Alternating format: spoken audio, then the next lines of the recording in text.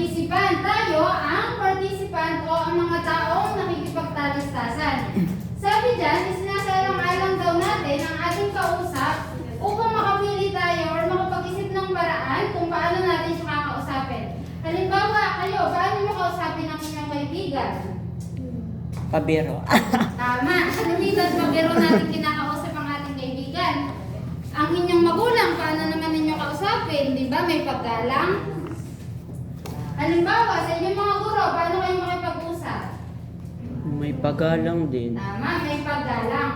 So tayo daw bilang participant, idinedepende natin ang paraan ng pakikipag-usap natin sa kung sino ang kausap natin. Dahil tulad ng nasabi niya, kapag sa kaibigan, kalimitan, pabiro lamang natin siya kakausapin dahil kaibigan natin siya. Samantala, sa guro at sa magulang, mayroong paggalang at syempre, mas maayos na paraan natin siya kinakausap. Na. Pwede na ilipat? Na. Sunod naman ay ang ends. Mga layunin o pakay ng pakikipaglalastasan. Dapat bigyan ng consider pakay o layunin ng pakikipag-usap. Kung ano ba daw ang dahilan ng iyong pakikipag-usap. Halimbawa, ang iyong dahilan ng pakikipag-usap sa isang tao ay upang ipabatid sa kanya na halimbawa, ipapabatid mo na wait. Halimbawa, may formal kang ipapabatid sa kanya. Like, halimbawa, tama, channel yung parang, iba pa yung channel eh. Hindi, wag ka na. Kung baka ang layo nila, bakit mismo ng pakikipag, oo, topic. Na, Walang syempre, halimbawa, formal yung Ako topic lang. mo, nasa mas maayos na Dinidinig ko paraan yung mo yung pagkakasabi sa gagamitin akin. ang pakikipag-komunikasyon. Depende pa rin sa topic. Yun yung Kaya sinasabi nga niya na pinapasend ko. kung anong topic, doon nakadepende kung paano yung layunin ng pakikipag-usap at paraan ng pakikipag-usap. Sunod naman ay act sequence. Makikibasa ng lahat. Ang takbo ng usapan. Bigyan pansin din ang takbo ng usapan. Minsan ay nag-uumpisa tayo sa mainit na usapan at kapag mahusay ang pakikipag-usap ay madalas itong umahantog sa pagkayap. Pagkatapos. Ang takbo daw ng usapan, yun yung halimbawang nagsimula tayo sa masigla. Tatapusin din natin ito sa masigla. Diba tayo naman, kapag may kausap, diba pinaparamdam natin na interesado tayo na kausap sila or na pinaparamdam natin na naiintindihan natin sila. So kung magaling daw ang isang tao o ang tao ngayon ay may kakayahang social-linguistiko, ang usapan ay maayos na nagtatapos at halimbawa, yung mga isang tao ay may kakayahang social-linguistiko, maayos na nagtatapos ang usapan na mayroong pagkakaunawaan.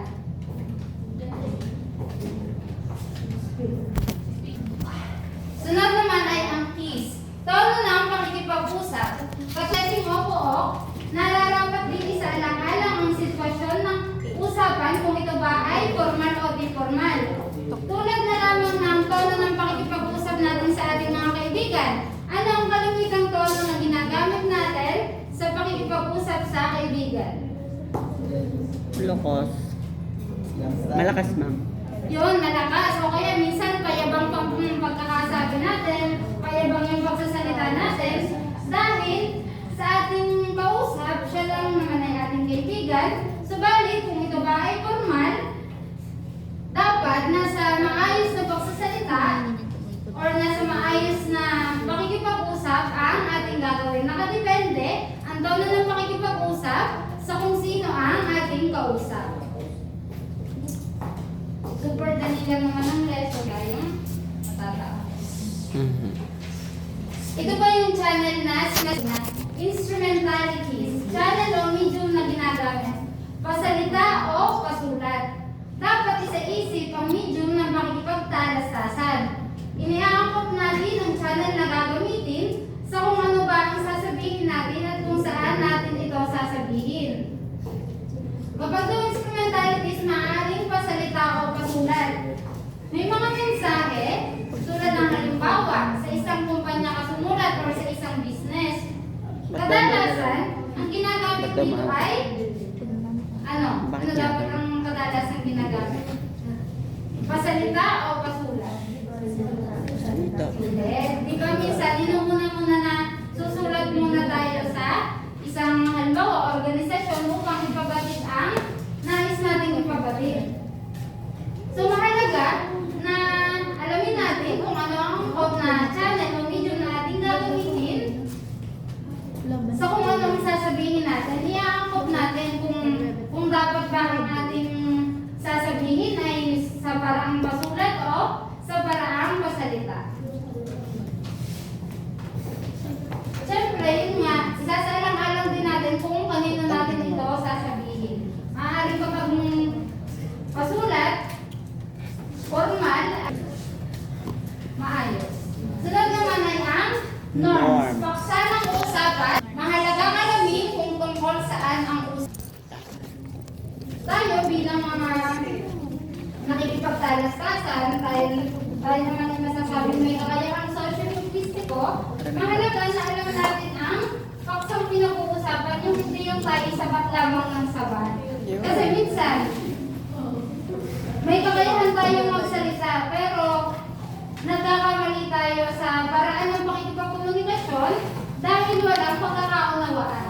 Hindi natin alam ang paksa ng usapan, merong salita tayo ng salita, or walang kinalaman yung sinasabi natin. Kaya, mahalaga ang alamin ang paksa ng usapan nang sa gayon ay makapagbigay ka or makapagsalita ka ng angkop sa kung ano man ang usapan. Last naman ay ang genre. Genre. Genre yun. Genre. Diskursong ginagamit kung nagsasalaysay, nakikipagtalo o nangangatwiran. Dapat iangkop ang uri ng diskursong gagamitin sa pakikipagtalastasan. Minsan, dahil sa miskomunikasyon sa genre, ay hindi nagkakaunawaan ang magkakausap.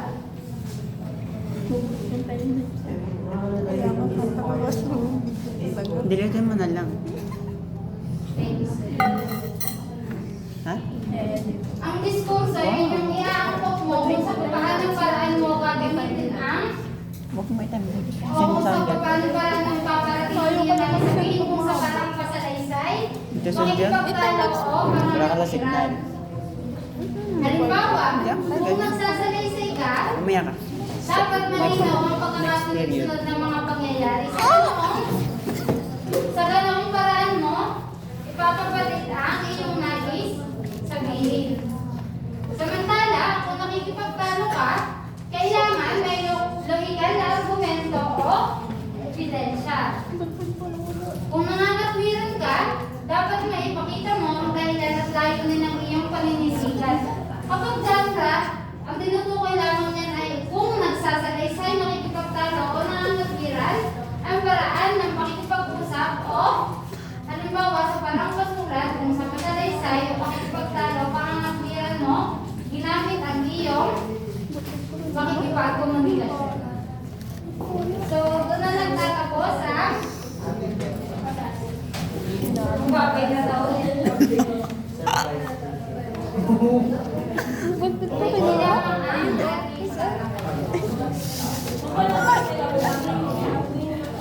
Palagot ko hindi ako ano.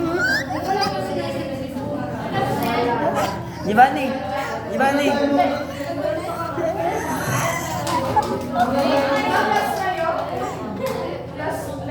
Ngayon pang bukas agad, ayaw na Ano ko? Gaganda niya mo?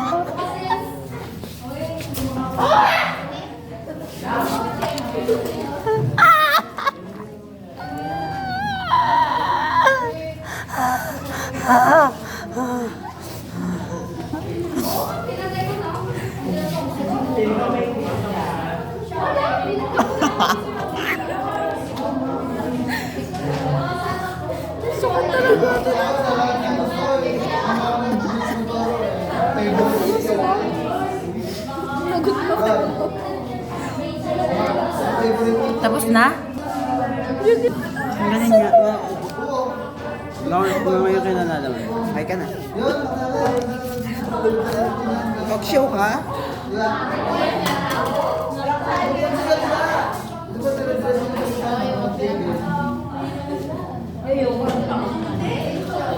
Bakit sakit? Sikit na.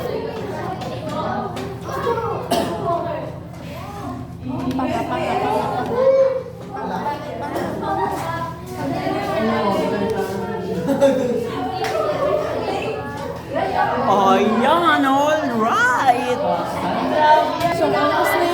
Sana